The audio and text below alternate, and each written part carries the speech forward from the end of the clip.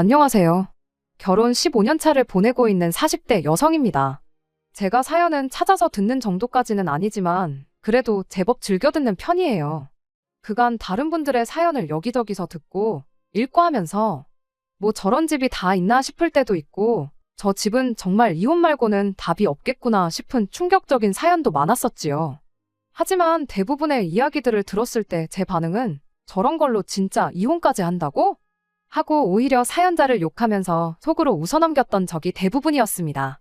그런데 요즘 들어선 다른 분들 이야기가 내 일이 아니고 남의 일이라고 너무 쉽게 생각했나 싶고 저런 걸로 이혼까지 한다고 하고 놀랄 만큼 그동안 제가 너무 무신경하게 참고 살았나 싶기도 해요. 이젠 왜 그때 그분들이 끝내 이혼이라는 마지막 수단을 선택했는지 막상 그런 일들을 제가 직접 당하게 된 지금에 와서야 이해가 됩니다. 시어머니가 저희 집에서 합가에 살고 싶어 한다는 건 결혼 전부터 그리고 결혼 생활하면서 어느 정도 눈치는 채고 있었어요. 하지만 그때마다 번번이 합가 시도가 실패로 돌아가고는 했습니다. 남편과는 연애 결혼을 했어요. 제가 25살 때 저희 친척 오빠의 소개로 처음 남편을 만났죠. 남편이 저희 사촌 오빠의 군대에서 아들 군번 후임이었는데 그때부터 인연이 닿아서 전역하고 나서도 쭉 연락을 하고 지냈었다고 해요. 군대에 대해서는 잘 모르는데 당시 제 주변에 군대 다녀온 친구들이 말해주기를 남자가 그렇게 군대 1년 차이 나는 후임이랑 전역하고 나서도 연락하고 그러는 일이 엄청 드물다고 하더라고요. 그리고 2년 군 생활 내내 동고동락한 동기하고도 전역하자마자 연락이 뜸해지고 그러다 연락이 아예 끊어지고 그런다는데 더더욱이 1년씩이나 차이 나는 후임하고 계속 연락을 하고 지낼 정도면 사람이 진짜 괜찮거나 아니면 집안이 엄청 빵빵하다든지 혹은 먼 미래의 인맥으로서 도움이 될 수 있는 그런 사람이라든지 뭐라도 알고 지내서 손해볼 게 없으니까 연락하고 지내는 거 아니겠느냐 하는 이야기를 해주더군요. 그리고 다른 사람도 아니고 친척 오빠가 해주는 소개 자리인데 설마 동생한테 이상한 사람을 일부러 소개시켜주겠냐고 만나봐서 손해볼 건 따로 없을 것 같은데 한번 만나나 보라고 하더라고요. 그렇게 친척 오빠의 소개로 남편을 처음 만나게 되었습니다. 친구들 말처럼 집안이 빵빵하거나 미래 인맥으로 알고 지낼 만큼 대단한 일을 하는 사람은 아니었어요. 그냥 사람 괜찮고 매사에 열심인 그런 사람이었습니다. 애초에 저도 그렇게 큰 기대는 없었다 보니 다른 것보다 사람 좋은 남편이 마음에 들었어요. 그렇게 자주 연락을 주고받다가 연애까지 발전하게 되었고 3년의 연애 끝에 저희는 결혼을 하게 되었습니다. 결혼 준비하면서 시어머니가 합가시도 비슷한 걸 했던 적이 있었어요. 처음에는 뭐 우리나라 전통이 남자가 집해오고 여자가 혼수해오고 하는 거니 어쩌니 하시면서 누가 들어도 저희 살 신혼집을 마련해 주실 것처럼 이야기를 꺼냈거든요. 생각도 없었는데 몇 번을 계속 그러시니까 은근 기대가 되기는 했습니다. 속물처럼 보일 수도 있겠지만 집 해준다는데 마다할 사람이 세상에 몇이나 되겠어요. 특히나 저나 남편이나 나이가 나이기도 했고 저희 연애 시작했을 당시가 남편이 막 취직에 성공했을 때였던 만큼 모아놓은 돈이 넉넉한 상황도 아니었거든요. 그런데 뭐 25평은 나중에 아이 태어나고 그러면 너무 작지 않냐는 둥 애들 교육시키려면 강남학군이 좋다는데 요즘은 분당 이런 쪽도 엄청 괜찮다는 둥 하는 이야기들을 꺼내셨지요. 그때 아무리 제 나이가 어렸고 결혼 전이라 시댁의 경제적 상황이 어떤지 자세한 내용은 몰랐지만 시부모님하고 사는 것만 봐도 대충 형편이 어느 정도인지는 짐작이 갔거든요. 강남이니 분당이니 목동이니 시댁이 서울 북부에 인접한 경기권이었는데 솔직히 너무 뜬구름 잡는 이야기 같았어요. 그때나 지금이나 집값이 상상도 못할 만큼인데 계속 그쪽 지역 이야기를 꺼내는 게 하루는 혹시나 시댁이 엄청난 알부자고 그걸 남편이 여지껏 티를 안 낸 건가 그런 생각도 했어요. 남편 처음 소개받았을 당시에 친구들이 해줬던 집이 엄청 부자거나 하는 그런 이야기까지 다시 생각나고 그랬거든요. 그런데 기대가 크면 실망도 큰 법이라고 친정 부모님께서 괜히 헛물 펴지 말고 있으라고 해서 그 후로 큰 기대는 접었습니다.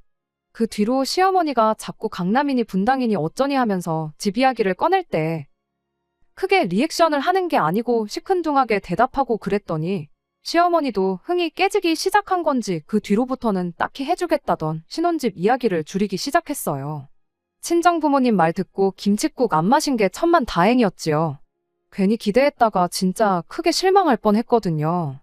결혼 준비가 거의 다 끝나가는 와중이었는데 결혼식 날짜까지 다 잡히고 나서야 시어머니가 신혼집에 대한 구체적인 이야기를 꺼내왔어요.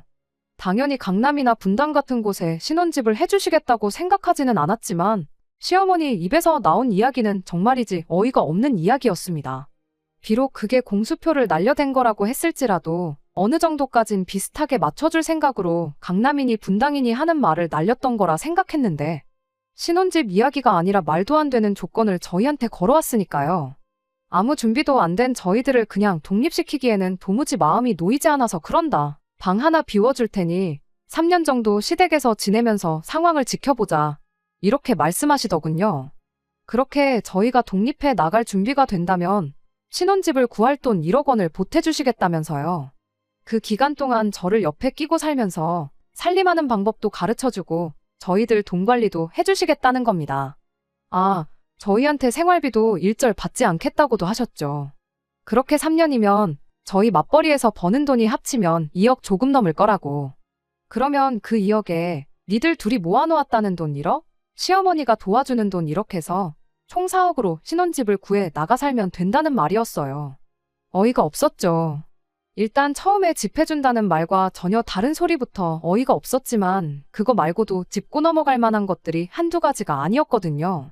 관리해준다는 저희 돈부터 그랬죠. 3년 모아서 2억이 말이 2억이지. 사람이 어떻게 돈 한 푼 안 쓰고 살 수 있겠나요? 그걸 따져 물었더니 시어머니가 두 사람한테 한 달에 교통비랑 핸드폰비로 20만 원씩 주면 하고 싶은 거 다 할 만큼 충분한 거 아니냐고. 그 돈이 적어 보일지는 몰라도 3년 계산해보면 1,500만 원 돈 나오는 거금이고 당신이 대신 해주겠다는 저희들 두 사람 생활비 또한 한 달에 250만 원씩만 잡아도 돈이 1억에 가까운 돈이지 않냐입니다. 그러니 따지고 보면 저희 돈도 아껴주고 이래저래 생활비니 용돈이니 해서 주는 돈까지 다 계산해보면 1억을 해주는 게 아니고 돈만 따졌을 때 2억 이상을 이것저것 다 따지면 3억 정도를 해주는 거나 마찬가지인 거래요. 애초에 결혼하자마자 시댁에 방 한 칸 얻어놓고 신혼생활 시작할 생각은 없었지만 짚고 넘어갈 건 짚고 넘어가야겠구나 싶었어요. 둘이 합쳐서 월급이 600이라고 3년이면 2억을 모은다는 생각부터 말도 안 되는 거잖아요. 같이 안 살더라도 혹시나 나중에 니들 모아놓은 돈이 그것밖에 없냐며 한 소리 나올까 봐서 이야기를 꺼냈죠. 다 큰 성인들이 교통비랑 핸드폰 요금 합쳐서 20만 원은 말도 안 된다고. 제가 대학교 다닐 때 한 달 용돈이 40만 원이었다고요. 그랬더니 시어머니가 옳았구나. 너 잘 걸렸다 하는 듯 바로 말을 꺼내더라고요. 결혼한 여자가 대학교 다니는 여자랑 같냐고. 결혼했으면 그만큼 미래를 대비하면서 살아야 하는 거 모르냐고 한마디 하는 거예요. 우리 며느리가 손이 보통 큰 게 아닌 것 같은데 그 때문이라도 한 집에 같이 살면서 제 씀씀이를 줄여주겠다는 소리를 하고 있는데 답도 안 나오더라고요. 용돈은 20만 원으로 짜게 잡으셔놓고 두 사람 생활비는 어째서 250만 원이나 크게 잡으셨냐고 물었더니 거기엔 저희 두 사람 생활비는 물론이고 당신이 저희들 데리고 살아주면서 하게 될 살림에 대한 당신 용돈도 포함된 돈이라고 하는 겁니다. 당신이 저희들 조금이나마 더 아끼고 더 많은 돈을 가지고 시댁에서 나가 독립할 수 있게 기꺼이 포기한 돈이기도 하다고요. 그러니 그런 거 따지고 머릿속으로 계산기 두들길 시간 있으면 그럴 시간에 당신한테 더 고마워하고 효도할 생각을 하라는 거예요. 어이가 없었죠. 일단은 여기서 결정할 문제는 아닌 것 같고 저희 부모님하고도 이야기를 나눠봐야 할 것 같다고 말하고 자리에서 일어났죠.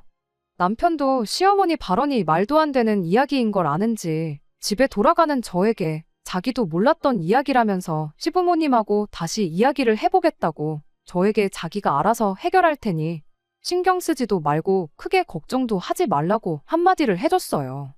당연히 저희 친정부모님은 그런 이야기가 나왔다는 것 자체만으로도 몹시 불쾌한 반응이셨어요. 요즘 같은 시대의 시작부터 시집살이를 시키는 집이 세상에 어디에 있냐고요.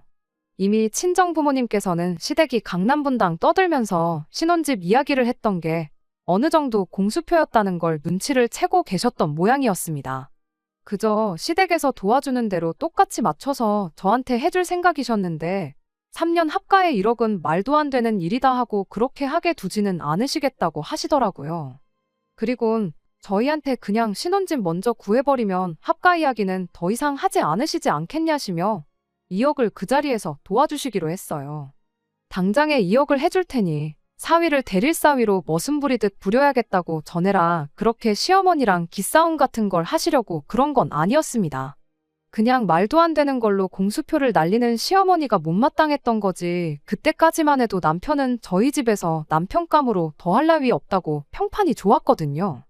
저희 사촌오빠의 강력한 지원 사격도 있었고 저도 남편과 3년이라는 긴 기간을 연애하면서 별다른 문제 없이 잘 지냈다는 점도 저희 부모님께서 높이 사셨었고요.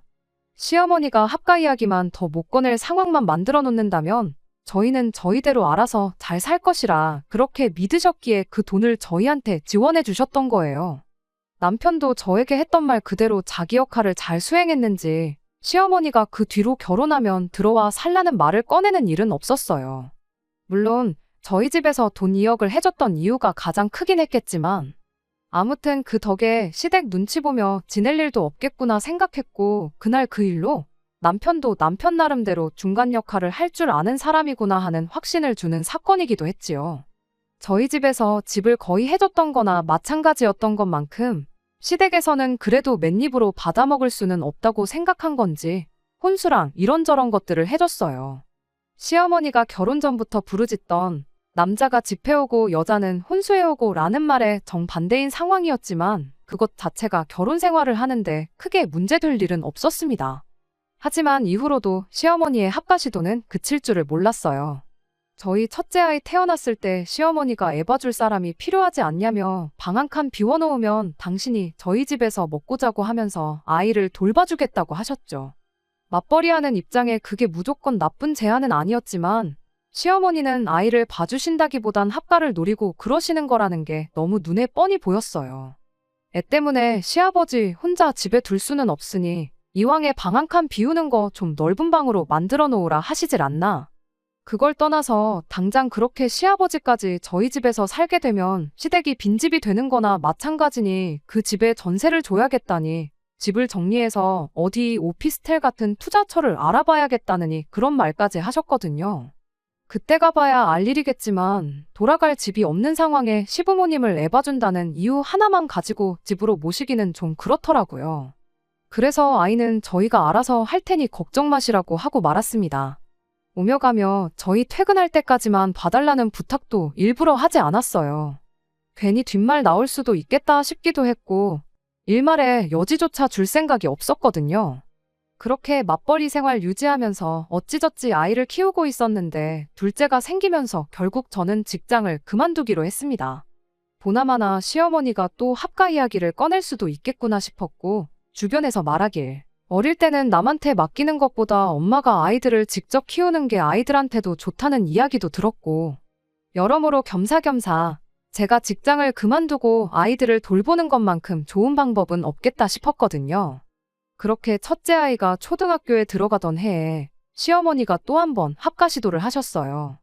괜히 시아버지까지 하면 저번처럼 거절당하겠구나 싶으셨었는지 이번엔 조금 색다른 작전을 짜서 오셨더라고요. 시어머니가 취미로 등산을 자주 다니시는데 하루는 등산 잘못 갔다가 한번 발을 크게 접질렀던 적이 있었어요. 그때 시어머니가 발목 때문에 아주 옴짝달싹을 못하겠으니 저희 집에서 발목이 다 나을 때까지는 계셔야겠다고 하셨죠.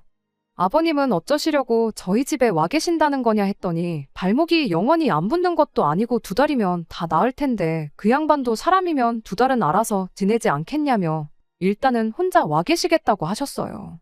일단 먼저 저희 집에 오시고 나중에 어떤 이유를 대서라도 아버님까지 오게 만들 심산이겠구나 싶기도 했고 제가 아이들 때문에 집에 계속 있어야 했던 상황이라 시어머니가 저희 집에서 지낸다는 게 그 어느 때보다 달갑지는 않았습니다만 저는 제 나름대로 이걸 기회라고 생각하기로 했습니다. 아프다는 분 모른 척 할 수도 없고 제 나이도 나이다 보니 더 늦으면 사실상 복직이 불가능한 거나 마찬가지구나 싶기도 했거든요.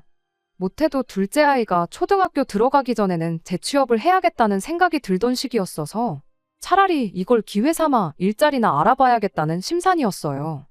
애들이 1학년, 2학년 때가 또 육아하는 데 있어서 엄마 역할이 중요한 시기라고들 하긴 하는데 그때는 애들이 학교 끝나고 저희 퇴근할 때까지 친정어머니가 도와주실 수 있다고 하셔서 이참에 시어머니가 집에 계신 동안 취업 자리를 알아보면 딱 좋겠다 싶었죠. 뭐 당연한 이야기겠지만 시어머니는 엄청 못마땅해 하셨어요. 아픈 사람이 있는데 밖에 나갈 궁리만 하고 있냐면서요.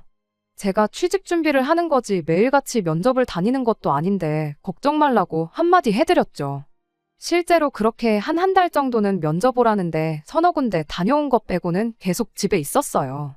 그런데 어쩌다 운이 좋았던 건지 면접 다녀온 회사 중에 제일 조건이 좋은 회사에서 바로 출근을 할 수 있냐는 연락을 받게 되었습니다. 여기보다 더 좋은 회사가 저를 불러줄 거라는 확신도 없었고 해서 저도 곧바로 출근을 하기로 했고요. 그런데 제 출근 소식을 듣게 된 시어머니가 지금 아픈 사람을 집에다 두고 출근은 무슨 출근이냐고 난리법석을 떠시더라고요. 그래서 제가 시어머니한테 한마디 했죠. 그래도 다친 게 손목이 아니라 발목이라 천만다행이지 않느냐고. 아예 혼자서 못 움직이는 것도 아니시지 않냐고요. 한 달 같이 지내면서 보니 실제로 목발 같은 거 없어도 혼자 거동하는데 아무 지장이 없으셨어요. 그래도 혼자 오래 서 계시면 발목에 안 좋을 건 사실일 테니 제가 어머님 필요한 건 미리미리 다 준비해놓고 갈 테니 걱정 마시라 했죠. 식사랑 그런 건 다 준비해서 냉장고에 준비해 놓을 테니 전자레인지로 살짝 데워 드시기만 하면 된다고요. 방 따뜻하게 보일러도 켜놓고 낮에 혼자 계시는 동안 TV도 편하게 재밌는 거 골라보시라고 케이블도 신청해뒀고 온수매트도 켜놓고 갈 테니 방이든 거실이든 원하는 데서 맘 편히 쉬고 계시면 되지 않겠냐고요. 나가서 돈 벌어온다는데 시어머니가 무슨 수로 그걸 말렸겠나요. 결국 그렇게 저는 출근을 하게 되었고요. 그런데 2달이면 다 낫는다던 시어머니 발목이 그 후로 2달이 더 지날 때까지 다 낫지 않을 줄은 몰랐어요. 그리고 그게 다 꾀병이었다는 사실도 모르고 있었습니다. 시어머니가 다 나은 발목을 가지고 계속 안 좋은 척 하고 계셨다는 걸 저한테 딱 들키는 사건이 한 번 있었어요. 아침에 조금 늦잠을 자서 부랴부랴 준비하고 출근을 했는데 회사에 딱 도착하자마자 제가 아침에 머리하고 고데기를 끄고 왔는지 기억이 나질 않아서 엄청 신경이 쓰였던 적이 있었습니다. 아마 저뿐만 아니라 많은 분들이 그게 가스불이던 다림이던 같은 경험을 해보셨을 거라고 생각해요. 그리고 보통 그렇게 제대로 끄고 나왔는지 켜놓고 나왔는지 헷갈릴 때면 막상 집에 가서 확인해보면 제대로 꺼놓고 나온 상황이 대부분이라는 것도 저랑 똑같을 거라 생각합니다.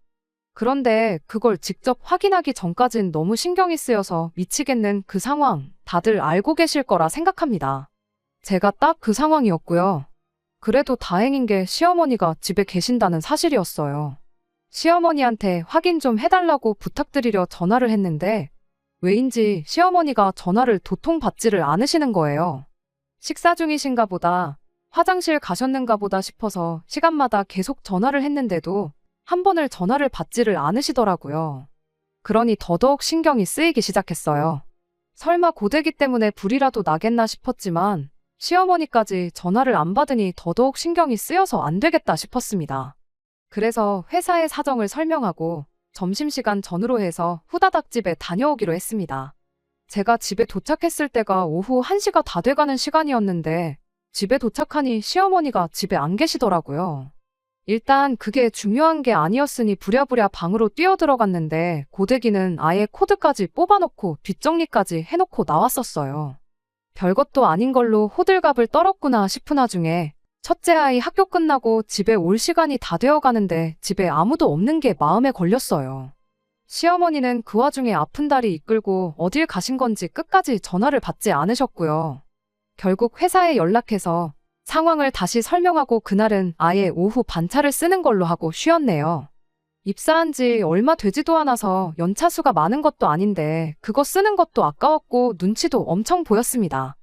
아무튼 그렇게 몇 분 지나지 않아서 첫째 아이가 학교 마치고 집에 돌아왔어요. 시어머니가 집에 돌아온 건 둘째 아이가 어린이집 하원하는 시간이 되기 15분쯤 되어서였습니다. 발목이 아프시다더니 위아래로 등산복을 쭉 빼입으셔서는 숙련자도 꺼린다는 초겨울 등산을 다녀오셨더라고요. 뭐 산이라고 해서 멀리까지 가신 건 아니고 집에서 가까운 동네 뒷산 다녀오신 거긴 하지만 시어머니가 집에 있는 저를 보더니 엄청 당황스러운 눈치였어요. 네가 여기 왜 있냐고 묻길래 저희 집인데 제가 있으면 안 되는 거냐고 대답을 하고 어머님이야말로 아픈 다리 이끌고 어딜 다녀오신 거냐고 했죠. 누가 봐도 나 등산 다녀왔다고 광고를 하는 복장이었다 보니 변명도 하지 못했어요. 집에만 있으니 답답해서 오랜만에 지인분들하고 잠깐 코에 바람 좀 넣고 오셨다는데 그때 결국 발목이 다 나은 지는 좀 되었고 이런 식으로 나간 게 처음이 아니었다는 사실까지 알게 되었어요. 그래도 일말의 책임감 때문인지 둘째 아이 하원 시간에 맞춰서 집에 와주신 건 감사할 노릇이었네요. 하지만 약속한 대로 시어머니가 발목이 다 나은 상황에 굳이 저희 집에서 머물 이유가 사라진 거나 마찬가지였죠. 시어머니한테 며느리 몰래 밖에 나가실 만큼 심심하신데 저희 집에 계실 이유가 뭐가 있냐고 모르긴 몰라도 아버님도 혼자 지내시는 거 힘드실 거라고 아이 봐주는 것 때문에 그러시면 친정어머니가 바로 도와주실 수 있는 상황이니 걱정하실 필요 없다고 이제 그만 집에 돌아가시라고 했습니다. 시어머니도 이 상황에 어떻게든 저희 집에 더 머물 방법이 없다는 걸 아셨기에 그때는 순순히 집으로 돌아가셨어요. 그 뒤로 친정어머니가 아이들 학교 후 저희 퇴근할 때까지 돌봐주시는 것 때문에 시어머니도 그 눈치가 보이긴 하셨는지 이런저런 방법으로 꼼수를 부리며 합가를 시도하려던 행동들을 멈추게 되었습니다. 그리고 시어머니가 서운하다는 식으로 나올 때마다 남편이 나서서 중간 역할을 자처해 상황을 해결시켜줬고요. 언제까지고 시어머니와 제 문제에 있어서 저의 편을 들어줄 것이라 믿어 의심치 않았던 남편이었어요.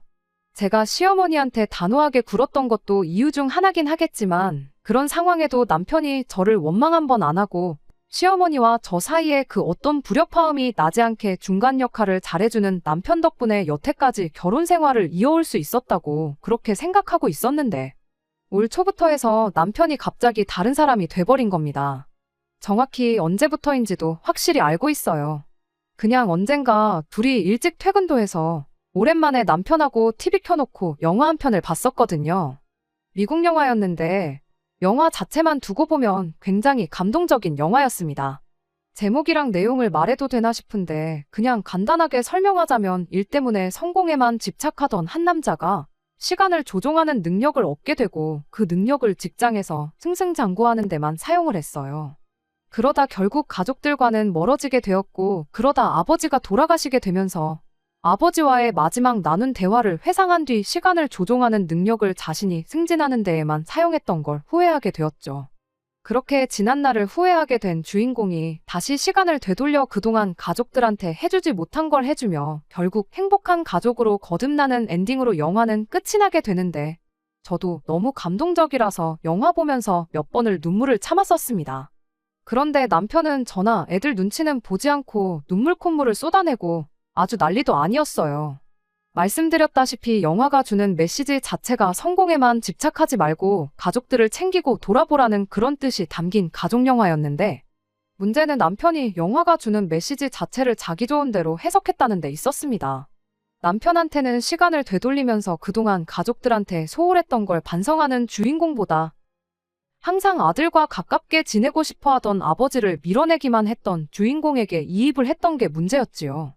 물론 영화 자체에서 부모님과의 관계도 중요하다 언급은 하고 있었지만 가장 중요한 건 내 아내와 내 자식, 내 가족에게 후회가 남지 않게 자라라는 내용이 주된 내용이었거든요.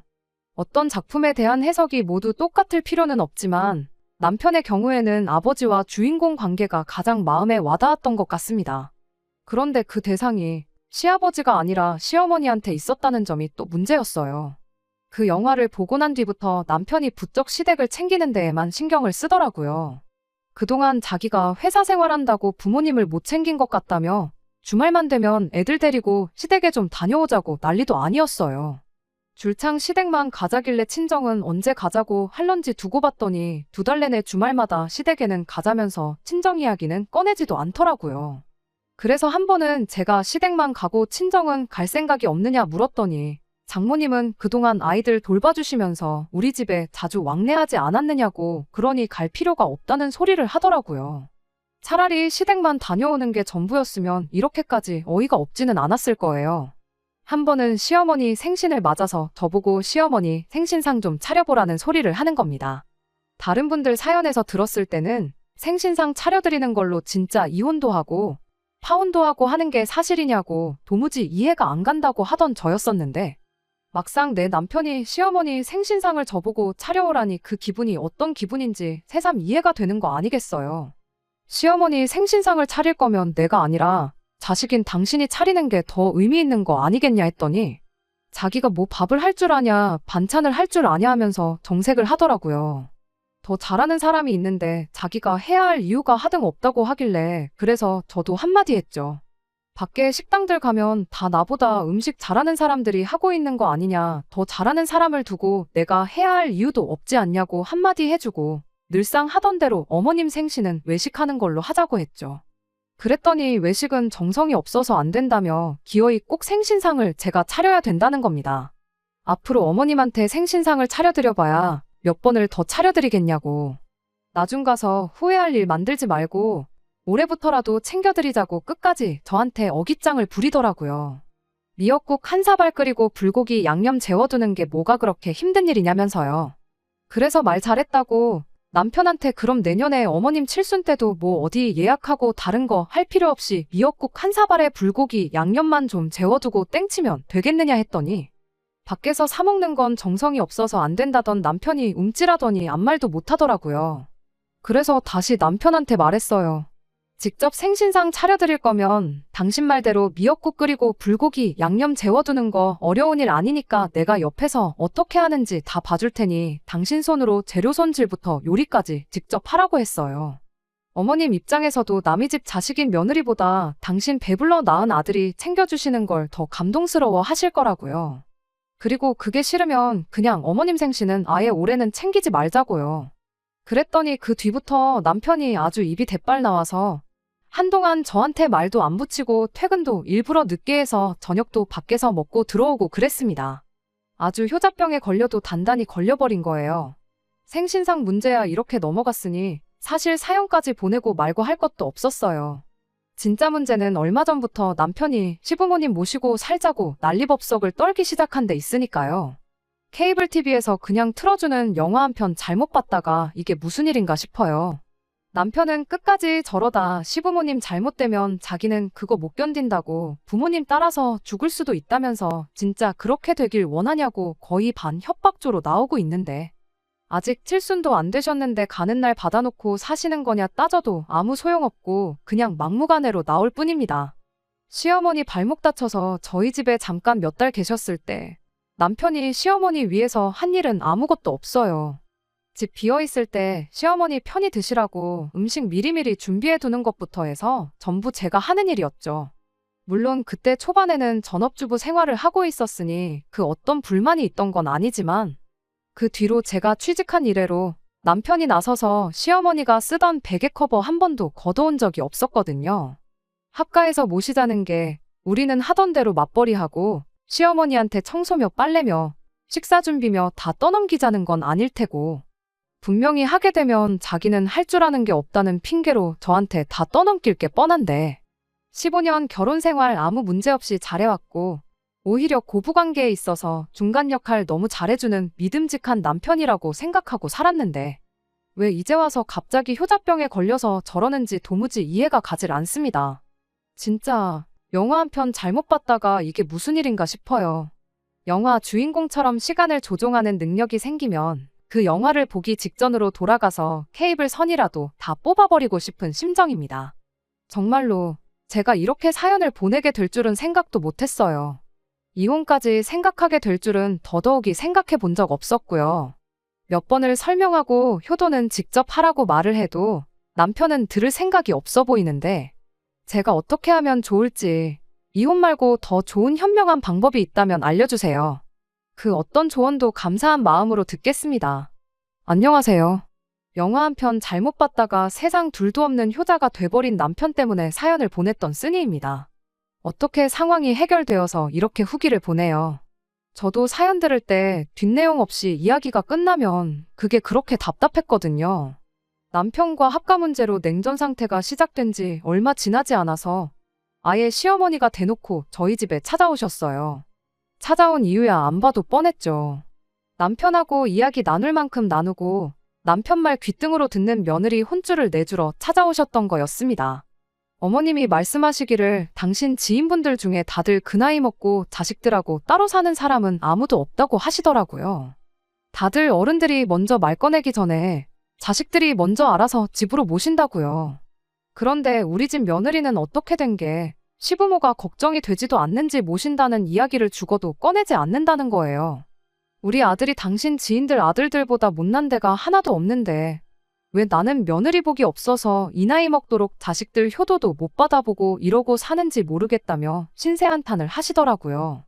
요즘은 어른들 사이에서 자식들이 부모한테 얼마나 잘하는지가 아니라 며느리나 사위가 얼마나 잘하는지가 더 중요하다면서 말이죠. 며느리가 딸처럼 얼마나 살갑게 구는지, 며느리가 시어머니 모시고 어딜 다녀왔는지, 지인들은 다들 그런 거 자랑하기 바쁜데 당신은 사람들 다 모인 자리에서 며느리 자랑할 만한 게 시어머니 알기를 아주 쥐뿔로 알고 말대꾸하는 게 세계 제일이라는 거 정도밖에 없어서 어디 사람들 만나러 가는 게 쪽팔려 죽겠다고 하시더라고요. 그래서 저도 말했죠. 그거 참 신기하다고. 시집간 제 친구들 이야기 들어보면 며느리가 시어머니한테 알아서 잘해도 시어머니가 며느리 귀찮게 해봐야 당신한테도 아들한테도 좋을 거 하나 없다시면서 명절 때도 오지 말라신다고 하신다던데 제가 아는 이야기랑 달라도 너무 다르다고요. 저 스스로 효부라고 하는 말은 아니지만 저 정도면 꼬박꼬박 안부 전화도 드리고 주기적으로 시댁 찾아뵙고 요 근래 거의 매주말마다 시댁 찾아가는 거 가지고 남편한테 불만 있다는 이야기도 한번 꺼낸 적 없는 게 저라고 했더니 시어머니가 갑자기 폭발해서는 너는 하는 말마다 네 하고 대답하는 게 아니라 말대꾸부터 하는 그 주둥이가 문제라고 콕 집어서 이야기를 하는 거 아니겠어요? 자식이면 자식답게 부모가 먼저 말하지 않아도 알아서 효도를 할 생각을 해야 되는 거 아니냐면서요. 그래서 말 나온 김에 저도 15년 세월 결혼 생활하면서 해본 적 없는 이야기들을 꺼냈습니다. 꼭 합가해서 한 집에 같이 살아야 하는 게 효도인지는 잘 모르겠지만 효도를 해야 한다면 저는 친정 부모님한테 할 테니 시부모님 효도는 아들인 남편한테 받으시라고요.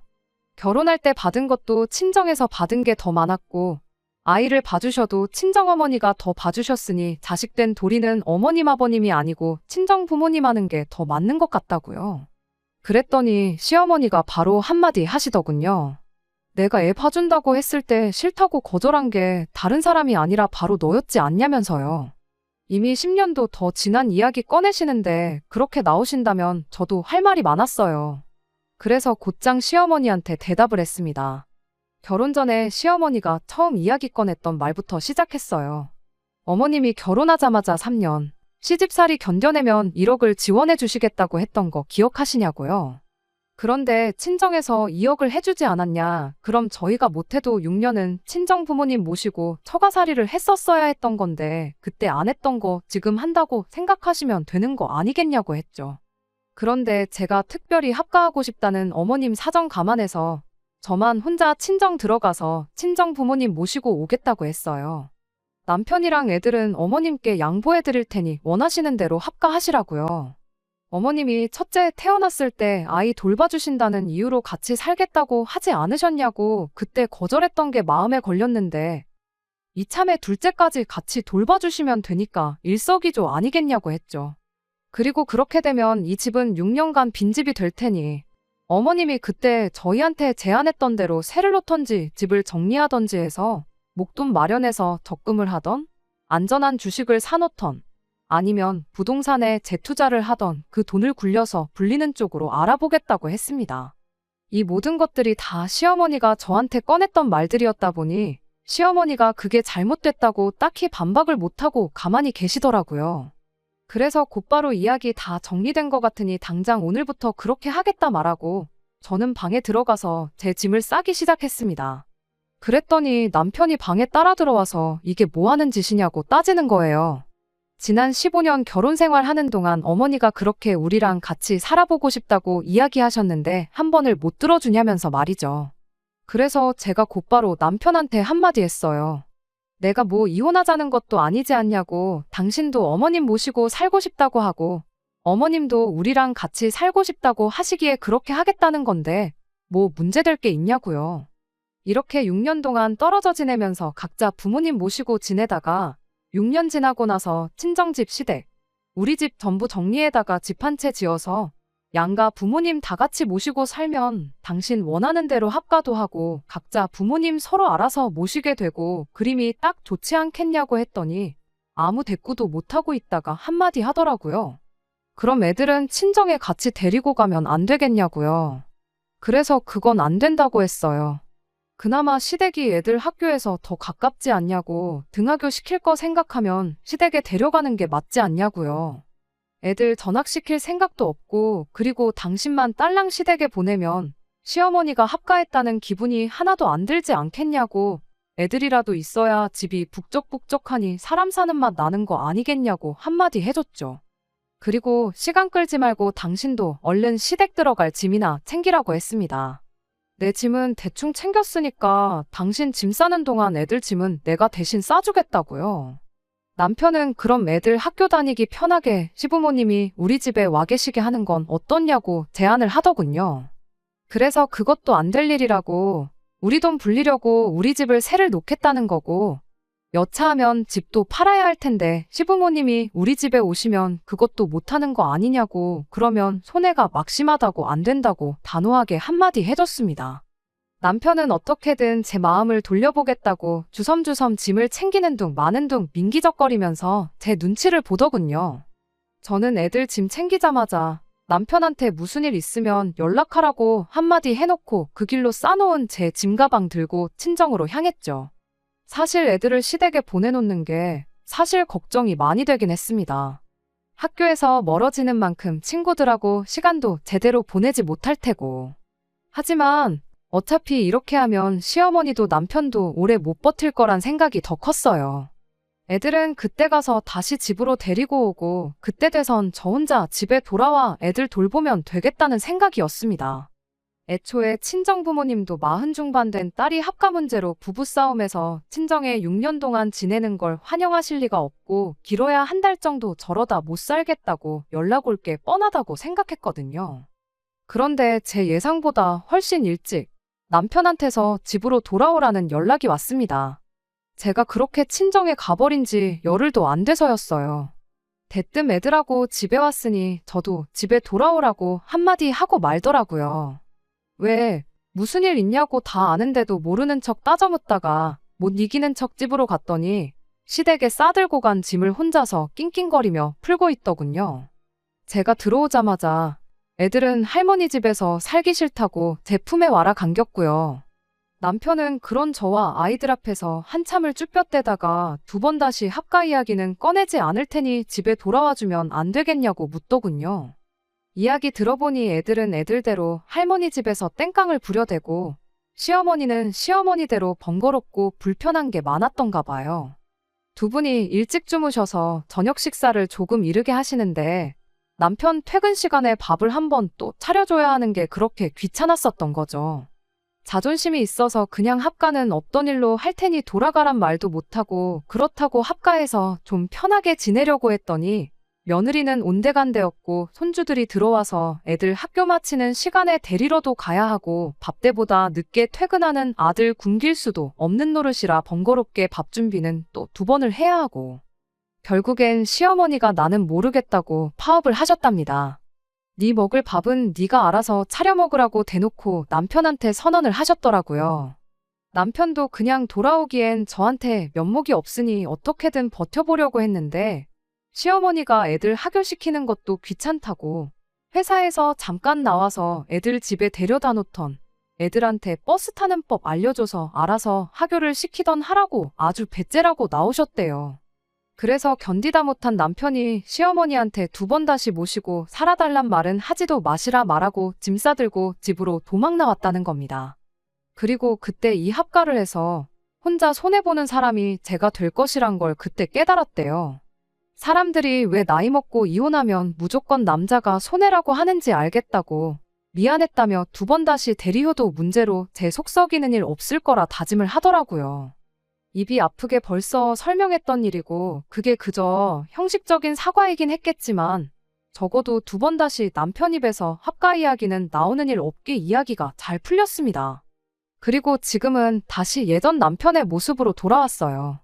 영화 내용대로 시간을 되돌려 가족한테 충실한 남편이 돼주었네요.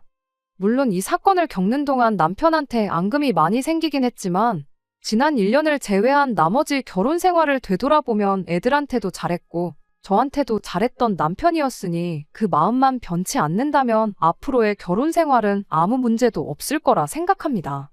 시어머니하고는 그날 이후로 왕래도 없고 연락도 없이 지내고 있어요. 시아버지 통해서 이야기 들어보니 합가 이야기는 2번 다시 꺼내시지 않을 것 같은데 어떻게 저희랑 풀어야 하나 고민하고 계신다네요.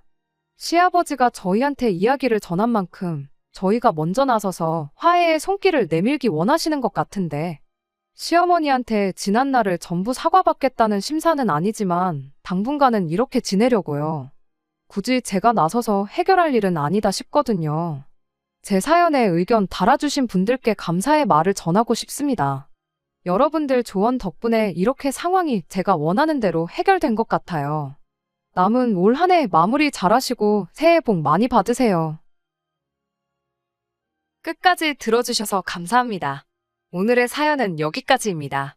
구독과 좋아요, 알람 설정 부탁드리고 더 좋은 사연으로 다시 찾아뵙겠습니다. 감사합니다.